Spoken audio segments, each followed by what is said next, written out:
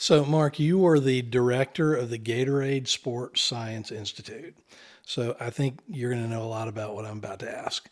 And this whole world of Do you drink not world, Gatorade or Powerade? or body armor or whatever, but hydration. Seriously, again, I know I'm talking about my personal journey a bit, but my boys struggled like crazy with cramping, and a bunch of other kids that we knew did as well, and that cuts across every sport. In fact, I brought my boys to see you, and you did testing and so on and so forth. Can you just talk about, we got so frustrated with, there's some kids who, barely drank sips of water over 2.5 hour tennis matches in July, and they had no issue. And then there are other kids who have huge issues. But can you just talk about hydration? And we got tired of people telling us eat a banana. Can you talk a little bit about that? Yeah, so it's one of the most debilitating types of injuries. It's a short-term injury typically, Yeah. but it's a form of injury in athletes. And in the early days, it was a lot about you got to drink more fluid and take more salt. That was kind of the recommendations. Yeah. Salt tablet. Yeah. Now there's about 8 to 10 things that we know contribute to cramping. So one is genetics, is a big part of it. Is there's actually genetic expressions that make, and everyone knows it, that person always cramps. This person never cramps. They do the exact same workout. Why does that person cramp and that person doesn't? There's obviously something genetically It's just predisposed. what it is. Yeah, so there's that piece of it. But that doesn't mean there aren't things you can do to help with that. So obviously the fluid levels is a huge one. Most people don't realize about 70% of athletes in team sports go into practice dehydrated. And this study's been done pretty much every year for the last 2 decades, and they show the same thing. And it keeps showing that pretty much people walk onto the practice field or the match field dehydrated a little bit to start with. So that's an easy one to get off the table. Make sure they're well hydrated. Most people don't realize that your gut can only consume about 1.5 liters to 1.8 liters of fluid per hour. Yet many males sweat upwards of 2.5 to 3.5 liters, so nearly double of what you can actually comfortably consume. So that's where the disconnect happens. Yeah. We can't drink enough during competition to replace what we lose in sweat.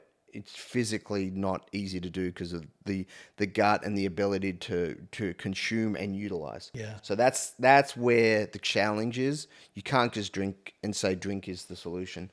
Sodium's so important, which it is, and most people don't realize that you have salty sweaters and you have non-salty sweaters. That's again genetic. So you have people that, if they wear black hats or black t-shirts, cotton kind of black t-shirts, and you sweat for an hour, there's white stains all over it. And then you have other people that don't sweat out a lot of sodium, so they don't need the same level of sodium. Yeah. Most people don't realize most commercial sports drinks are considered a low sodium food. For Gatorade, for example, is technically a low sodium product. There's 3 times as much salt in a can of soup than there is in a bottle of Gatorade. So just drinking an off-the-shelf sports drink typically doesn't provide much sodium.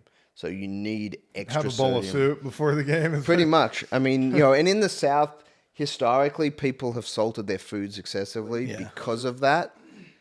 It was a natural response to the heat and the humidity. It wasn't to make the food taste better. It was because your taste buds were craving sodium to handle that. So it was a adaptation to the environment. So that was one of the big reasons why. And sodium now, we get pretty precise into it. So we'll have specific drinks for athletes based on temperature that they're going to compete in. When I was at Gatorade, we actually did the Brazil national team for soccer when it was in Brazil. And we had to actually create different drink profiles for their athletes based on when they were playing in the Amazon. One of the stadiums was basically in the jungle. One was at altitude. One was on the ocean. So you actually had different compositions based on the environment. So that's the sodium piece. Then you have a nervous system response, which is probably arguably the largest. People typically cramp in competition. They don't cramp in practice. Yeah, 80+% of all cramping occurrences happen when there's a competitive stress environment, not when they're doing a training true. session. Yeah, same So that has a lot more to do with nervous system response and the inability of the nervous system to handle the stresses.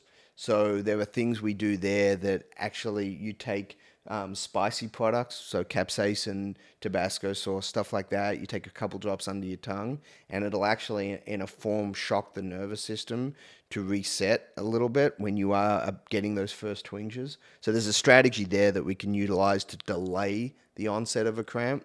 So that can help if you get those first twinges, like a hand twinge or a calf twinge. That can help delay it by a good 20 to 30 minutes. And there are products out there for that. Yeah. There's commercial products, and then there's just capsaicin, Tabasco, stuff like that. That is really cheap. And then at the last thing, if you can't do all those, then mild muscle relaxants can help. So if you've got people that are emotionally can't control themselves, they're so emotionally wound up, there's things that can be done. So you try to do everything before you get to that point. Do a lot of visualization, breathing drills, all that. But a lot of this is competitive stress driven. And you have to reduce the anxiety somehow. So following up on the nutrition theme, this will oversimplify it like I always do, but for parents out there, what if you could recommend 2 things that you would really encourage parents to encourage their children to eat that are really athletes that are serious, and then also 2 things maybe that they shouldn't be eating that would have the biggest impact or biggest negative effect on them? Yeah, so probably the biggest thing that every athlete should have is some form of, say, protein shake after they work out. It's easy, it's simple, it's relatively low cost, and it just ensures that they get a little more protein throughout the day. Most kids actually don't eat enough protein. Most of the time, unless they're committed to, say, a weight training program and they've been told drink protein. But the younger kids, 12s, 14s, most of them, their diets are pretty bad. I mean, most of the time, they're eating 2 or 3 of the same thing over and over again. It's usually pretty carb heavy, which is not a bad thing. They need the carbs at that age, but they're usually not getting enough protein. So like a chocolate milk is a starting point, but there's better sources out there than chocolate milk. So that would be one. More for recovery, though, Exactly. right? And it helps a bit with recovery, but it also just improves their macronutrient profile for the day. It's just a 20 to 30 gram extra amount of protein that they may not get from fish or chicken or steak or wherever else they're getting their proteins. Because a lot of kids don't eat a lot of that stuff. Some do, but a lot don't. So that's one simple one. The other one is, really trying to make sure that they get, and it's hard, as much, vegetables and fruit, because typically they don't get enough nutrients from those type of sources. And so that's why a lot of them may need a multivitamin just to cover the bases, because if they're not eating well. So those would be the 2 sort of go-tos from that standpoint. And then to avoid at the young ages, it's hard because you want them to eat a lot of calories most of the time. Most of the time they can get away with ice cream. They can get away with the pizza every now and then. They can get away with a lot of the stuff that as they get to late high school and into college, you may need to start really adjusting that nutrition plan. But at the younger ages, it's more about moderation in those things and making sure that they don't overeat on one type of food. If they're a pizza person, they shouldn't have pizza 5 days a week. That type of thing. It's like once a week, twice a week. And if you rotate around enough foods, you hopefully cover all the bases of the nutrition side. The hardest part is don't eat a lot of high-fat foods before training.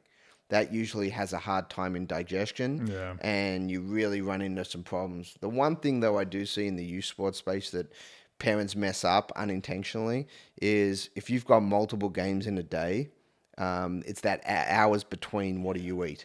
And there's a concept known as transient hypoglycemia, which basically means if you eat within about 45 minutes of your next physical activity, your next game, you'll walk onto the field or the pitch or wherever you're going, and you'll actually feel a little lightheaded. You'll feel lethargic, low energy, even though you've eaten. And it takes a good 30 minutes for that to subside. So normally, if you've got a really narrow window between games, the recommendation is, have something the moment that previous game finishes, if it's more than an hour. And then if you don't have more than, say, 45 minutes to eat, don't eat during that period, actually start eating when you start exercising again. Because when you start exercising, it uses what's available immediately.